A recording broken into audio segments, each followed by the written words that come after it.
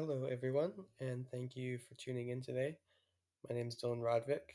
Today I'm going to be giving a brief presentation to justify my research topic, which is what design factors contribute to stream restoration and effectiveness as it relates to salmon recovery in the Pacific Northwest streams. So I chose this research topic for both sentimental reasons and also some objective reasons. Personally, I've always had a fascination with water, and most of my past work has dealt with working in streams and wetlands. And through the years of my past work, it's exposed me to the problems of salmon decline in the Pacific Northwest, and this has striked my curiosity on a personal level and on an objective level. Basically, salmon continue to decline despite exuberant amounts of money that are spent on restoration projects. And so I would like to look at what's not working in the stream restoration world so that way funds and resources can better be allocated. Something that really excites me about this project is the potential impacts from the knowledge gained of the study and the potential ripple effects beyond just in-stream environments through other species that utilize salmon for a food source.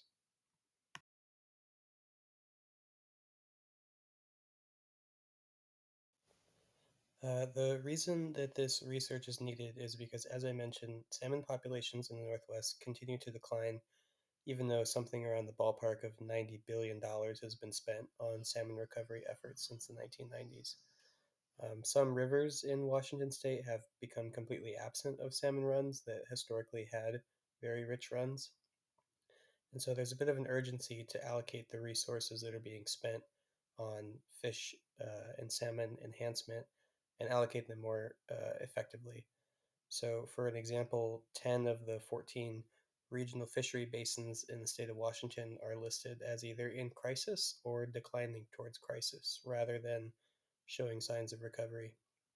There's also some legal obligations that this research could fulfill if it were effectively utilized.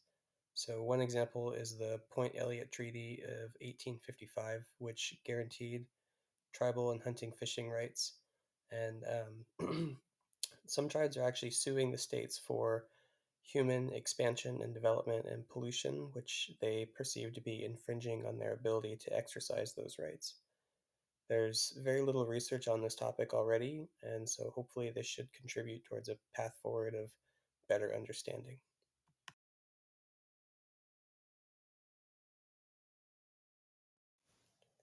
This study is unique because of its design that's proposing a pre-restoration and post-restoration comparison with the pre-restoration data serving as the control group. Past studies have attempted to evaluate efficacy of stream restoration, but they've all had to use off-site reference sites, or they just don't have a control group at all, so there's really no comparison. Uh, the most likely outcome of this research is going to be the common theme of more research is needed. Hopefully, this research project would provide insights into future comparison studies and how they might be designed better, and also help determine if the correct environmental variables are being measured or if those need to be changed. Maybe there's a chance that the study will hit the nail on the head the first time and show what stream restoration designs do little for salmon, so that way focus can be aimed on methods that are more effective.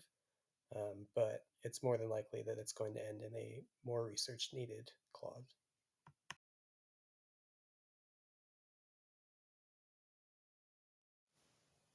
There are a number of benefits that could come from researching what methods in stream restoration are more effective. Obviously, some of the benefactors of those might be salmon or other wildlife species that rely on salmon as a food source. So, for example, there's two pods of resident killer whales that live within the Puget Sound of Washington, and they are also on the endangered species list primarily due to food shortages from salmon declines, so they're essentially starving.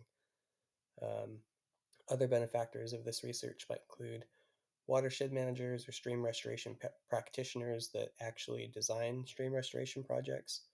the tribes, as we mentioned earlier, and the general public, whether that be sport fishing or just people who enjoy salmon, or just everyone who benefits from healthy, functioning ecosystems.